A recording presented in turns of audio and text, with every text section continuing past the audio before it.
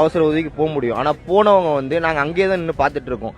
அந்த ரூட்ல போற ஆம்புலன்ஸ் திரும்பி போலீஸ்காரங்க இந்த ரூட்ல விடுறாங்க. ஆனா பொதுமக்களை உள்ள விட மாட்டேங்கிறாங்க. அதே மாதிரி நீங்க பாத்தீங்கன்னா இங்க இருந்த நிறைய பேனர் இருந்தாச்சு.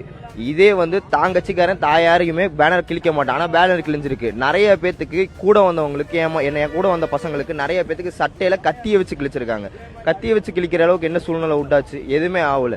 இந்த மாதிரி பல விஷயம் நடந்திருக்கு. உண்மை தெரியாம யாருமே பேசுறாங்க. நாங்க ஆம்புலன்ஸ்காரன் டைரக்டா கூப்பிட்டு விசாரிக்கிறோம். அவங்க எடுத்தது 25 to 30 கேஸ் தான் மொத்தமா எடுத்திருக்கேன் அப்படிங்கிறாங்க. மொத்தமே 4 பேர் தான் இறந்தும் போயிருக்காங்க. ஆனா இத்தனை பேர் திடீர்னு எங்க வந்து இறந்து போனாங்கன்னு யாருக்குமே தெரியல. அதெல்லாம் உள்ள நிறைய விஷயம் நடக்குது. இது யாருமே பொதுமக்களுக்கு தெரியும். பொதுமக்களுக்கு தெரியாம நிறைய பேச ஆரம்பிச்சிடுறாங்க. முதல்ல உண்மை என்னன்னு வெளியே கொண்டு வர சொல்லுங்க. ஏன்னா உண்மை வெளியே வராம நிறைய பேர் பேசிக்கிட்டு இருக்காங்க. நீங்களே பாக்குறீங்க, நிறைய பேத்துக்கு கிழிச்சிருக்காங்க, நிறைய பேர்த்த போட்டு மிதிச்சிருக்காங்க.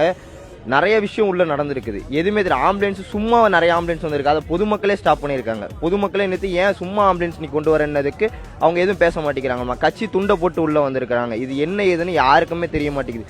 இதை முதல்ல கொண்டு வாங்க வெளியே. ஏன்னா வெளியே கொண்டு வராம பொதுமக்கள் நிறைய பேர் இது உண்மைன்னு நம்பிக்கிட்டு இருக்காங்க.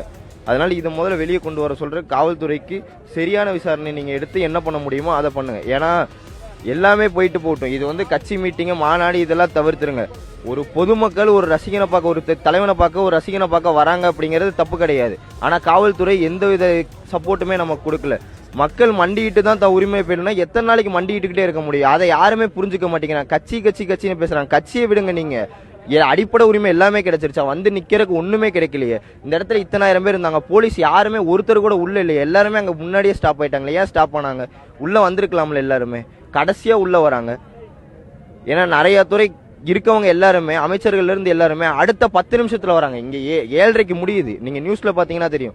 7:30க்கு முடியுது. 8 அரை மணி நேரத்துல கேஸ் எடுத்துட்டு போறாங்க. ஆம்புலன்ஸ்காரங்க எல்லாரும் 8:15 அவங்க உள்ள இருக்காங்க. சென்னையில இருக்கவங்க எல்லாரும் இங்க எப்படி வந்தாங்க? அதை யோசிச்சிங்களா யாராச்சும்? யாருமே எதுவுமே யோசிக்க மாட்டேங்கிறீங்க. டக்கு டக்குன்னு பேசிடுறீங்க. அதனால உண்மை என்னன்னு முதல்ல வெளியே கொண்டு வாருங்க.